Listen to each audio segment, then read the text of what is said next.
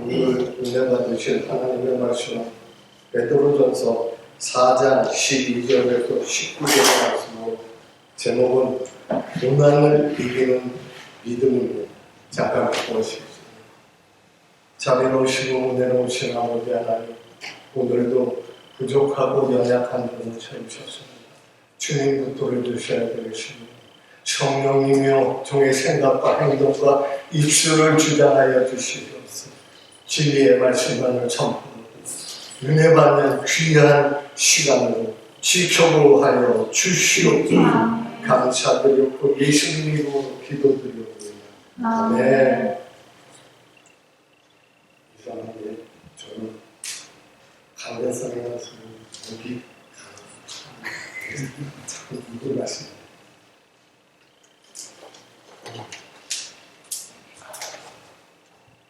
강대상에서 떨리는 마음 아직도 없어지지 않고 계속 있습니다. 그래서 우리만 떨리는 마음 주님의 말씀을 잘하겠습니다. 지금 우리는 과학 문명의 급진적인 발전과 물질적 풍요 가운데 살고 있습니다. 더불어 도덕과 도덕성과 영성이 급속히 타락하여 노아 시대나 소돔 고모라 시대 같은 음란한 강포와 부패가 걷잡을 수 없이 만연한 시대를 살고 있습니다. 시간이 갈수록 이런 현상은 더 깊어질 것입니다. 이러한 때에 예수님의 고난을 묵상하고 우리의 신앙과 사명을 더욱 선명하게 만드는 일이 되기를 원합니다. 아멘. 비록 차원은 다를지라도 우리에게 주어진 현실을 극복하는 능력이 될 것을 믿습니다. 아멘. 시련을 통해 믿음을 더 단단하게 해야 되고 단단해집니다. 예수님의 고난을 깊이 묵상하며 새롭게 변화하는 천국 백성이 되어야 할 것입니다. 아멘. 베드로전서 1장 7절입니다.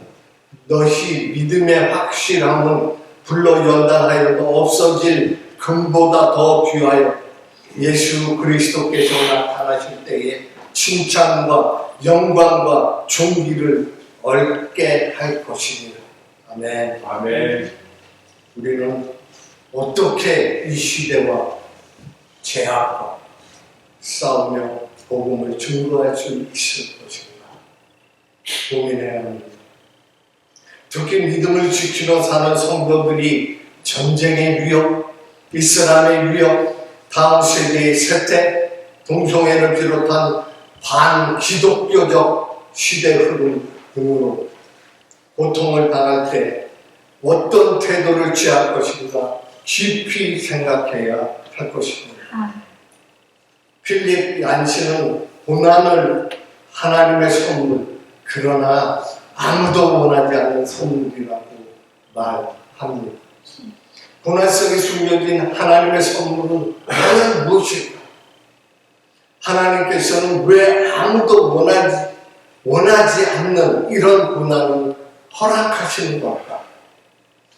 신학자 루이스는 고난은 하나님의 메가폰이다 라고 말했습니다. 고난이 하나님의 확성이라는 것입니다.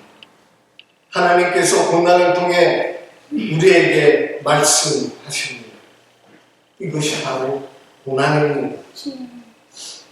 고난은 라틴어로 드리블룸이라고 하는데 원래 껍질을 벗기는 썰매 모양의 탈곡기를 의미한다고 합니다. 껍질을 벗고 나오는 것은 아픔이 따르지만 그러한 아픔은 성장통이라고 말합니다. 이 말에서 유래한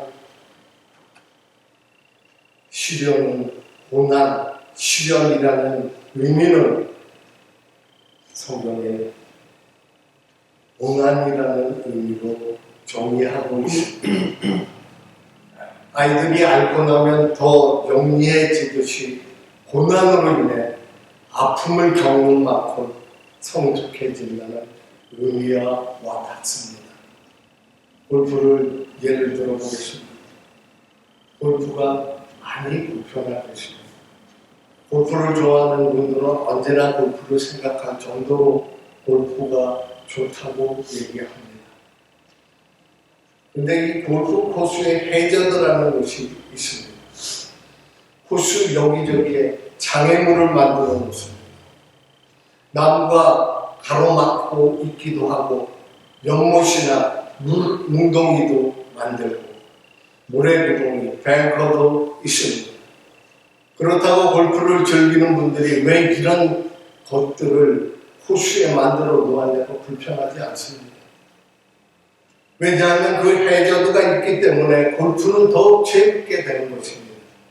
만약 골프 코스에 아무런 해저드가 없이 평범한 쉬운 코스만 있다고 생각해 보면 무슨 재미로 골프를 칠 것이며 실력의 차이를 어떻게 구별할 수 있겠습니까? 고난도 마찬가지일 것입니다. 예수님의 고난과는 차원이 다르지만 우리에게도 나름대로의 고난이 다양한 형태로 다가옵니다. 과거에 어떤 일로 힘들었던 경험이 있는 사람이 있는가 하면 지금 고난 중에 힘들어하는 사람도 있을 것이고 그리고 앞으로 언젠가 고난에 닥칠 사람도 있을 것입니다. 건강이 악화되어 수술대에 오르거나 불구형으로 남은 생을 불편하게 살아야 한 사람도 있을 것입니다. 재정적인 어려움 때문에 마음 고생을 하며 앞이 보이지 않는 암담한 장래의 문제로 깊은 시름에 잠기고 불편한 인간관계 때문에 사람을 대하는 것이 두렵고 믿었던 사람으로부터 배신을 당하여 마음의 상처로 몸져 눕기도 하고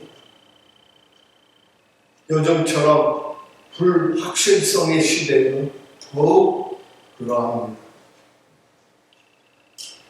또 테러와 전쟁과 자연재해 같은 재난은 국가적인 고난을 가져다 줍니다.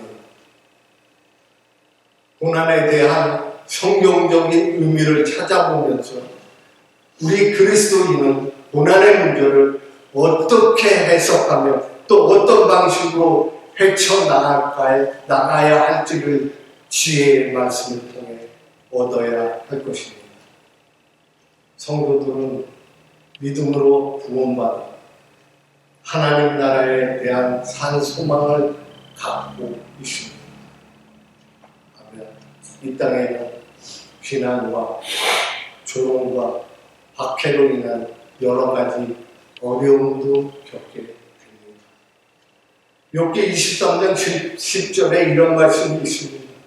나의 가는 길은 오직 그가 아시나니 그가 나를 단련하신 후에 내가 정금같이 나오리라.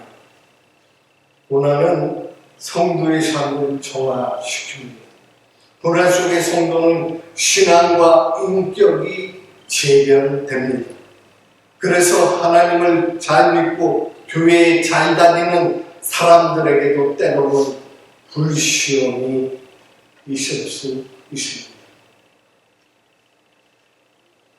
고난의 시험이 오는 것을 우리 성도들은 이상하게 여기지 말아야 합니다.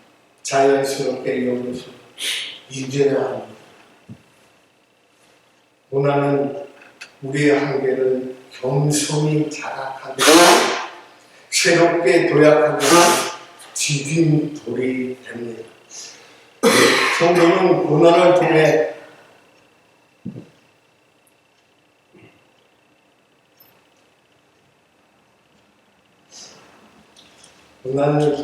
기도를 배우고 하나님을 만납니다.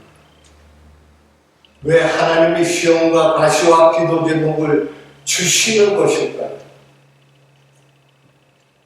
더 하나님을 붙잡고 살라는 뜻입니다. 사람은 조금만 성취해도 자기 능력을 의지하고 하나님을 잊어버릴 때가 많습니다. 그때 시험이 오고 가시가 찌르면 다시 하나님을 붙잡게 됩니다. 그래서 사람에게는 시험과 가시와 기도 제목이 필요한 것입니다. 고린도후서 12장을 보면 사도 바울은 일찍이 엄청난 입신 체험을 하고 그 체험을 14년 만에 고백했습니다. 왜 그런 엄청난 체험을 14년 동안 감추어 뒀을까요?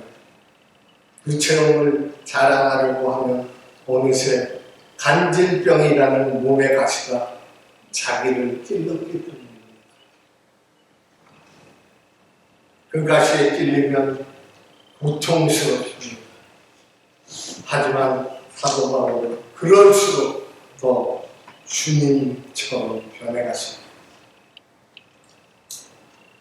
바울은 인생에 있어서 가치가 필요한 절실하게 알았습니다. 진실한 성도는 가시밭에 핀 백합화입니다. 동풍이 불면 서쪽 가시에 찔리고 서풍이 불면 동쪽 가시에 찔리지만 그럴수록 예수님의 향기가 나와 주변에 퍼지게 하는 것이 우리 성도들입니다. 성도에게 고난은 꼭 필요한 것이라고 생각하고 고난이 올 때 불평이나 비판을 하지 말고 자연스럽게 생각하며 당황하지 말아야 합니다. 우리 모두 그리스도의 고난에 참여하십시다. 베드로 당시 성도들은 예수님을 믿는다는 한 가지 이유로 사회적으로 부당한 대우를 받았습니다. 사람들은 신자들을 저주받은 십자가에 달린 예수를 믿는 어리석고 미신에 사로잡힌 이상한 인간들이라고 생각했습니다. 무엇보다 황제 숭배를 거절하며 무신론 혹은 반역자로 여겨졌고 그에 대한 형벌을 받았습니다. 이방 신들에게 제사 드리기를 거절함으로 그들과 연관된 사업에 참여해서 돈을 벌 수가 없었습니다. 로마 제국이 추구하는 세계 재패나 패권주의에 동의하는 대신 봉사와 섬김의 삶 때문에 무시당하기도 했습니다. 또한 성만찬을 시행할 때 예수님의 살과 피를 마신다는 말씀을 복해해서 신자들은 갓난 아이를 잡아먹는 식인종이라고 비난했습니다. 대등 부유, 깊은 운물은 충격 그 자체입니다. 초기 로마 시대부터 중세에 있는 오스만 제국이 이슬람으로부터 박해를 피해 기독교인들이 신앙을 지키며 운둔 생활을 했던 지하 도시입니다. 짧게는 1년에서 2년, 길게는 40년에서 50년 동안 이 지하 도시에서 생활했다고 바깥 세상은 한 번도 보지 못하고 죽은 아이들도 있었다고 합니다. 그들은 신앙을 지키기 위해 목숨을 걸었고 불편을 감수했던 것입니다. 아마 북한 성도들의 신앙 생활도 이와 비슷하리라 생각합니다. 오늘날도 우리가 믿음으로 진실하게 살면 사람들이 우리를 이상한 눈초리로 바라보며 갖가지 모양으로 비난하고 곡해를 합니다. 또 믿지 않는 자들이 갖지 않아도 되는 양심의 가책 등으로 힘이 듭니다. 우리는 믿음으로 진실하게 사는데 왜 이런 어려움이 있는지 회의가 되고 불신과 두려움에 사로잡히기도 합니다. 그러나 고난의 의미를 알 때 우리는 오히려 크게 기뻐할 수 있습니다. 이 기쁨은 하나님께서 이 세상을 창조하시고 심판주이시며 주인이심을 알고 우리는 택함받은 성도라는 확신을 가진 우리 모두가 성도가 누리는 기쁨입니다. 고난은 우리를 금보다 귀한 믿음을 갖도록 불순물을 제거하는 역할을 하는 것입니다. 사도 베드로는 신자들이 당하는 고난을 믿음의 확실성이라고 하였습니다. 개역 성경은 시련이란 단어로 번역을 하였습니다. 시련이라는 단어가 저는 더 정확하다고 봅니다. 여기서 시련이라는 말은 금을 생산하는 재련소에서 쓰는 단어입니다. 광석 1톤에서 2g 정도의 금이 섞여 있어도 금강석이라고 합니다. 이 금강석은 3,500배의 용광로 속에서 녹아져서 불순물을 걸러냅니다. 그것도 모자라 화공약품을 넣어 여러 단계의 재련 과정을 거쳐 불순물을 걸러내면 비로소 2g의 순금이 나옵니다. 그렇게 힘들게 재련된 그 순금도 이러한 수고가 얻은 금도 결국은 없었습니다. 하지만 여러 가지 환난으로 단련된 믿음은 금보다 더 귀한 것입니다. 환난을 통해 세상에 붙은 모든 거짓 희망을 털어버리게 되고 우리의 믿음은 정금과 같이 순수하게 만들어집니다. 또한 믿음이 더욱 깊어지고 넓어지며 그 내면은 그리스도의 형상을 닮은 성숙한 사람으로 나타나게 되는 것입니다. 이 믿음으로 인해 예수 그리스도에 나타나실 때에 칭찬과 영광과 존귀를 받게 됩니다. 베드로는 예수님을 직접 보았지만 그들은 우리와 같이 비록 예수님은 보지 못했어도 예수님을 사랑하며 믿었습니다. 그리고 말할 수 없는 영광스러운 즐거움으로 기뻐하였습니다. 우리 성도야말로 육신을 입으신 예수님을 직접 보지 못해서 그리스도를 지속적으로 사랑하는 우리 모두가 되어야 하겠습니다. 이는 믿음의 결국 곧 영혼의 구원, 천국을 상속받을 수 있기 때문입니다. 로마서 5장 3절에서 4절입니다. 우리가 이 세상에서 여러 가지 시험을 당하지만 그 가운데서도 기뻐하고 하나님을 찬송할 수 있는 것은 시련을 통해 믿음이 연단되고 이로 인해 영혼의 구원을 얻기 때문입니다. 네. 우리가 믿는 자로서 고난을 당하는 것은 하나님의 손에 붙잡힌 천국 백성이기 때문입니다. 이 사실을 이 믿음을 분명히 해야 되십니다. 시련이 올 때 시련을 이기는 적극적인 그 방법이 예수님을 더욱 사랑하는 것임을 깨달아야 합니다. 명심해야 합니다. 예수님을 사랑하며 살아야 합니다. 이제 더 예수님 사랑합시다. 아멘. 우리에게 시련을 허락하셔서 내 믿음을 자라기를 기대하시고 자라나는 기뻐하시는 하나님께 감사와 찬양과 영광을 돌리시기를 주님의 이름으로 축원합니다. 아멘. 고난의 가치라는 예화를 전해드리고 말씀을 마치려고 합니다. 어느 시골에 사는 자매가 몹시도 힘들게 생활하고 있었습니다. 신앙생활을 하며 믿음으로 이겨가고 있었지만 너무도 힘이 들었습니다.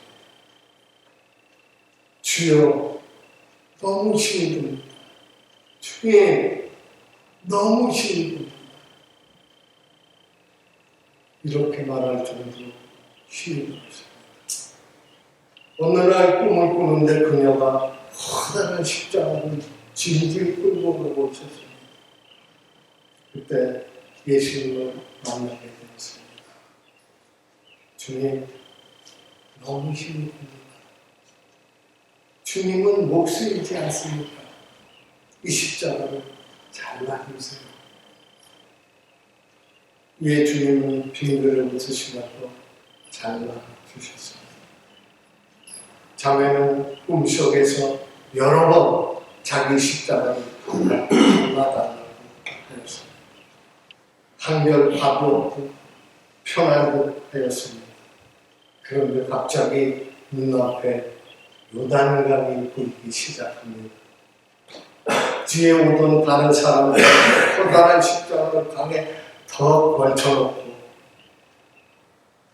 그 십자가를 다른 사람 하늘나라로 건너갔습니다. 그런데 그 자매의 십자가는 이미 손 안에 들어온 만큼 짧아져 있었습니다. 자매는 너무 서러운 나머지 가까이서 털썩 기도하며 엉엉 울며 예수님을 찾았지만 이미 소용이 없었습니다. 그때 그 자매가 꿈에서 깨어났습니다. 주님의 음성이 다시 들려왔습니다. 누구든지 나를 쫓아오려거든 자기를 부인하고 자기 십자가를 들고 나를 지니라. 그 자매는 이제 아멘, 아멘 소리쳤습니다. 우리 그리스도인의 삶 속에서 고난은 필수적입니까? 그래도 그 대답은 예라고 할 수밖에 없을 것 같습니다. 예수님이 몸소 그것에 본을 세우셨습니다. 고난은 축복의 기회라고 말씀하십니다. 고난이 힘들어 십자가를 잘라달라고 했던 자매의 모습. 하지만 이 역시 우리에게 남의 일이 아님을 보게 됩니다. 기도하시겠습니다. 자비를 오시고 은혜를 오시고 부족한 점 혹시나 잘못됨을 전하였사오며 주님 용서해 주시고 오늘의 이름을 잊어먹게 하여 주시옵소서. 주님의 귀한 말씀이 전해졌사오며 그 말씀 붙들고 세상을 고난을 이기는 우리들의 승리하는 모습을 살 수 있도록 허락하여 지켜보하여 주시옵소서. 감사드리고 예수님 이름으로 기도드립니다. 아멘.